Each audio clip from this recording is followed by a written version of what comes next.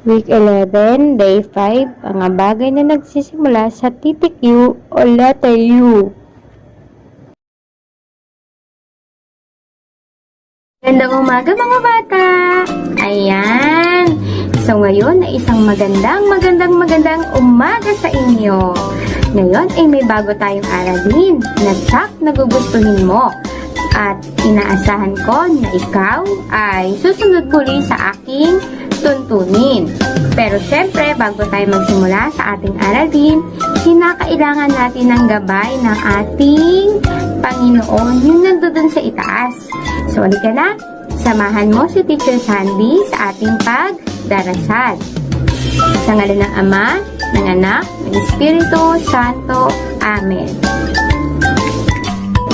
Panginoon, marami pong salamat sa mga biyayang ipinagkaloob mo sa amin sa araw-araw. Gabayan mo po kami sa aming pag-aaral at sa bawat gawaing aming gagawain.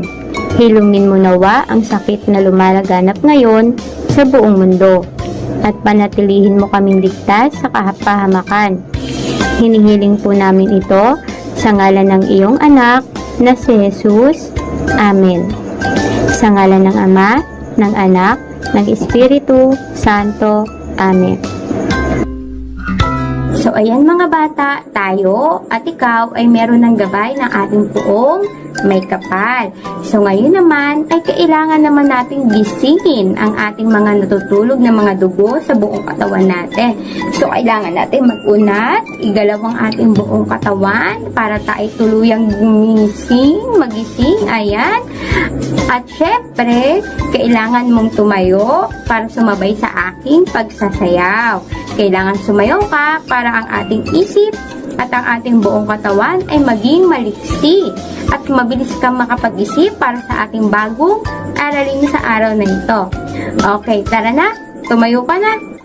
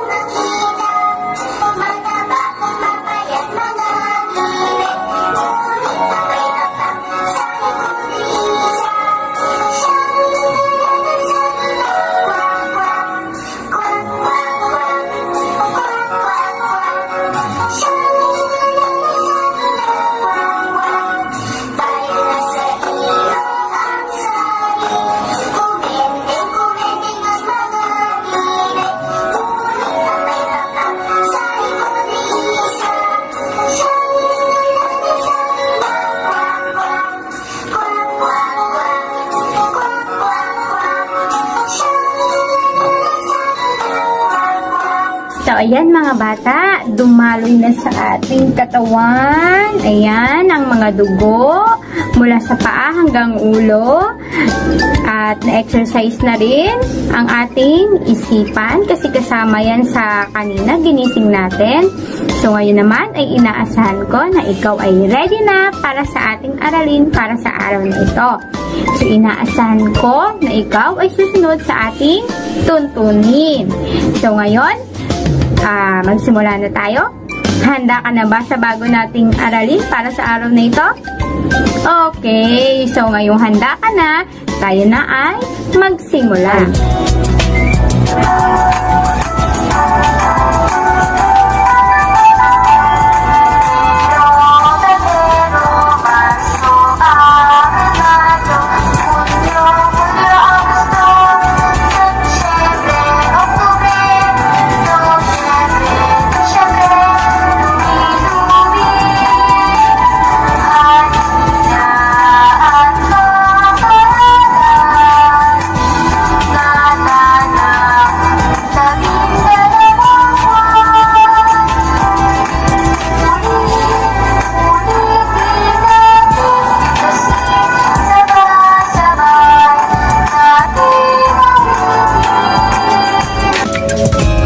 tayo naman ay dumako sa ating balitaan. Ikaw nga ay magulat.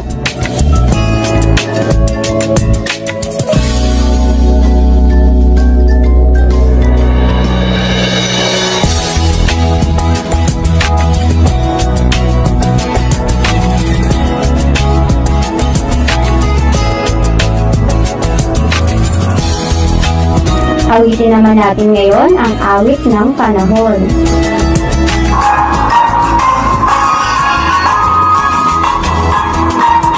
Tingnan natin at pakiramdaman ang panahon, kaibigan. Maaraw ba o maulan?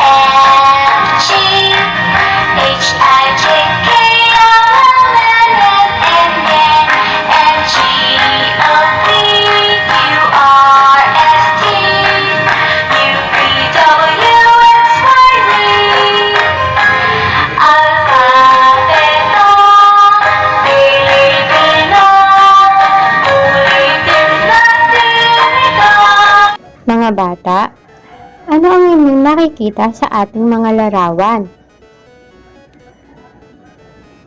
Anong letra kaya nagsisimula ang mga to? Maaari mo bang sabihin sa akin? Lakasan mo nga. Tama, ang mga bagay na nakikita ninyo ay mga bagay na nagsisimula sa titik U o letrang U. Ngayon mga bata, kilalanin natin o pangalanan natin ang mga bagay na nakikita mo. Handa ka na ba? Mahusay. Umupo ka na ng maayos. Eto mga bata, ano ang tawag dito? Tama, ang bagay na nakikita mo ay ulan at ulap. Itong itinuturo ko mga bata ay ulap. At ito naman mga bata ay ulan. Ang nasa larawan natin ngayon ay bagay na nagsisimula sa titik U o letrang U. Sabihin mo nga, ulan, ulap. Lakasan mo. Mahusay. Ito naman mga bata ay ginagamit natin sa pagtulog. Ito ay malambot at masarap yakapin. Ano ang tawag dito mga bata? Sabihin mo nga ng malakas. Mahusay. Ito ay unan. Unan. Saang letra nagsisimula ang unan mga bata? Tama. Ito ay nagsisimula sa titik U o letrang U. Ito namang nasa larawan natin mga bata ay prutas. Tama ba? Very good.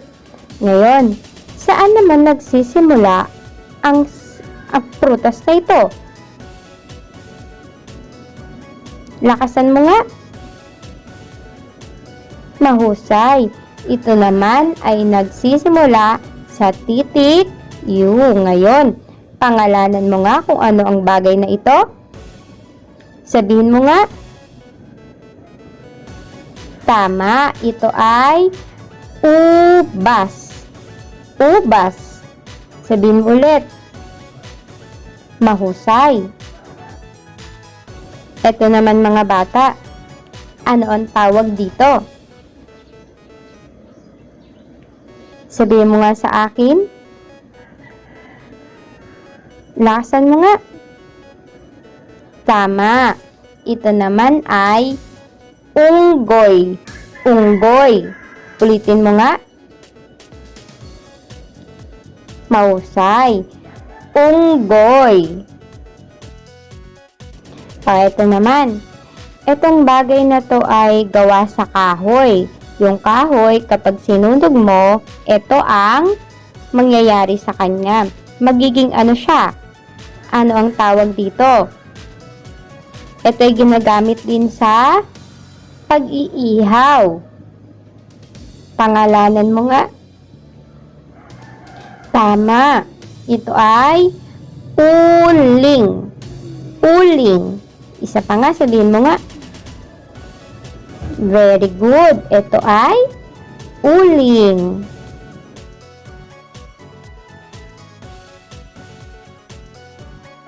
Ito naman mga bata. Ano ang tawag dito? Alam mo ba kung ano ito? Ito mga bata ay nakakadiri. Ano kaya ang tawag dito? Mahusay. Ito ay uod. Sabihin mo nga. Isa pa, lakasan mo. Very good. Ito ay uod.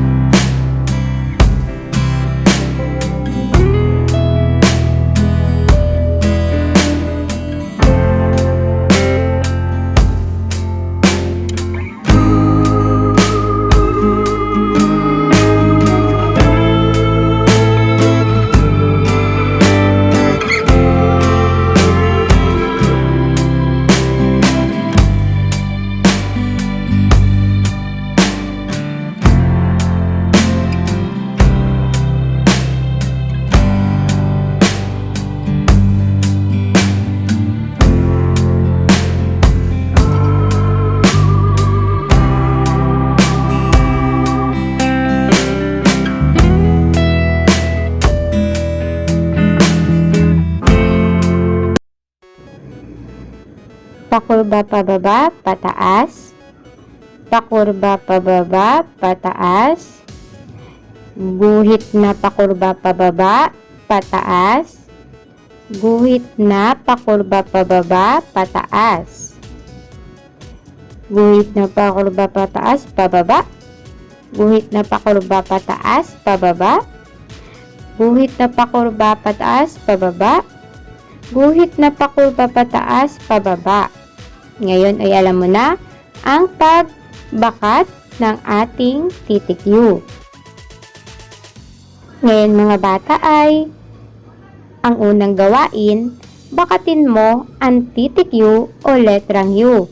Kakatapos lang natin itong gawin, hindi ba? Kaya alam kong kayang-kaya mo na itong gawin. Handa ka na ba? Bibigyan kita ng 2 minuto para matapos mo ang ating unang gawain. Simulan mo na.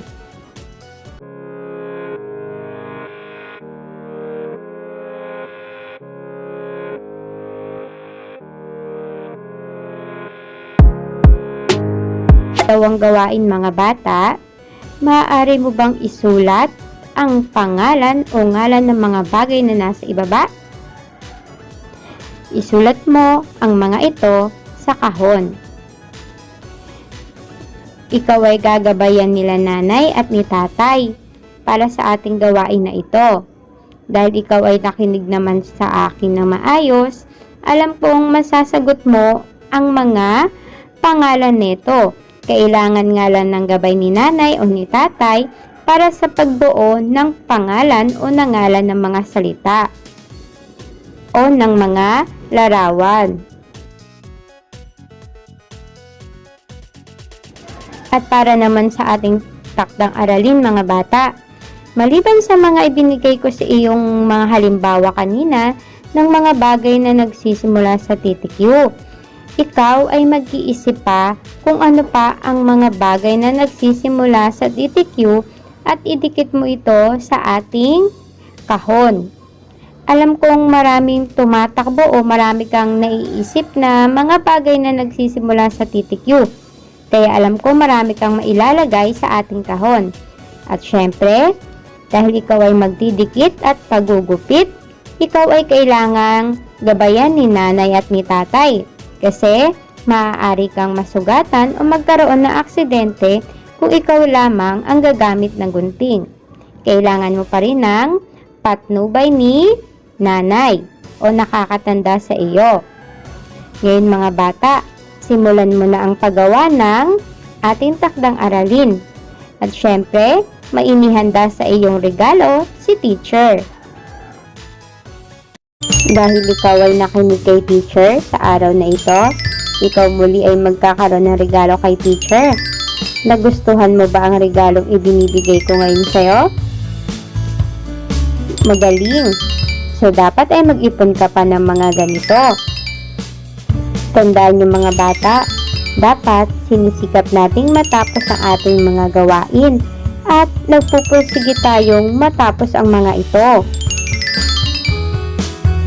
Tandaan niyo mga bata na walang imposible sa batang nagpupursige at dapat hindi mo dapat sabihin na hindi mo kaya. Ang lagi mo dapat iisipin ay kaya mong gawin ang lahat ng bagay. Basta magtiwala ka lang sa iyong sarili at sa iyong pamilya.